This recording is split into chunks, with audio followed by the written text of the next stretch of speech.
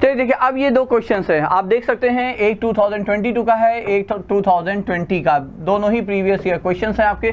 The pair of lines represented by the linear equation are parallel, perpendicular, they intersect और they coincide.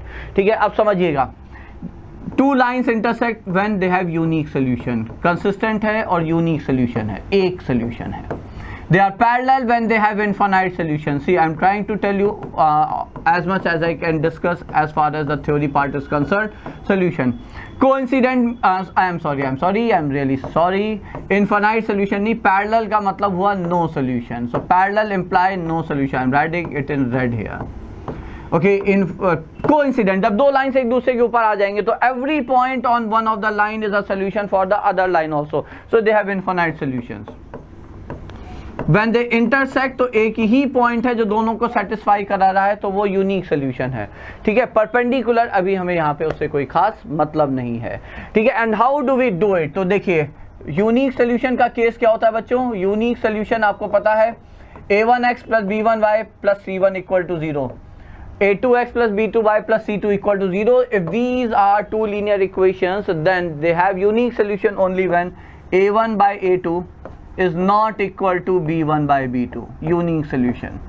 ठीक है, infinite solution का case क्या होता है? इनफाइनाइट सोल्यूशन का केस है when all the ratios are equal, तो a1 by a2 is equal to b1 by b2 is equal to c1 by c2, so b1 by b2 is equal to c1 by c2.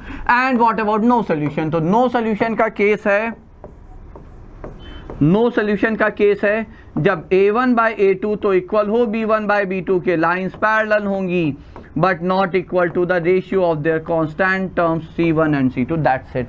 बस हमें यहाँ पे देखना है। तो देखिए, a1 by a2, if I right it here for this one, so a1 by a2 3/4, b1 by b2 is 2/8, are they equal? बताइए, 3/4 और 2/8, भाई यही दो इक्वल नहीं है, क्योंकि 2/8 is 1/4, so of course 1/4 is not equal to 3/4। तो कौन सी कंडीशन यहाँ पे आई बच्चों? तो यहाँ पे आपको मिली ये वाली condition. so that means it the pair of lines has unique solution, that means the lines are intersecting। ठीक है, so how this is how you can connect the consistency inconsistency relation with respect to the position of the lines represented by these two equation। ये दो equation जो दो lines represent कर रही हैं, उनकी respective position, are they intersecting, are they parallel, no solution, or do they coincide like this? ठीक है, तो when infinite solution।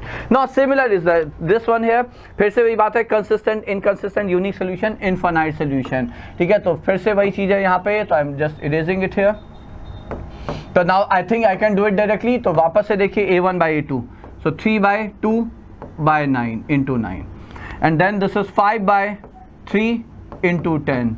अब क्या ये इक्वल हैं? तो ये हो गया 1/6 और ये हो गया 1/6, okay 1/2, so 1/6 is equal to 1/6। तो चलिए यहाँ तक तो इक्वल है, c1 by c2, तो c1 by c2 हो जाएगा 7/14। तो ये धोखा हो गया बिकॉज दिस इज हाफ।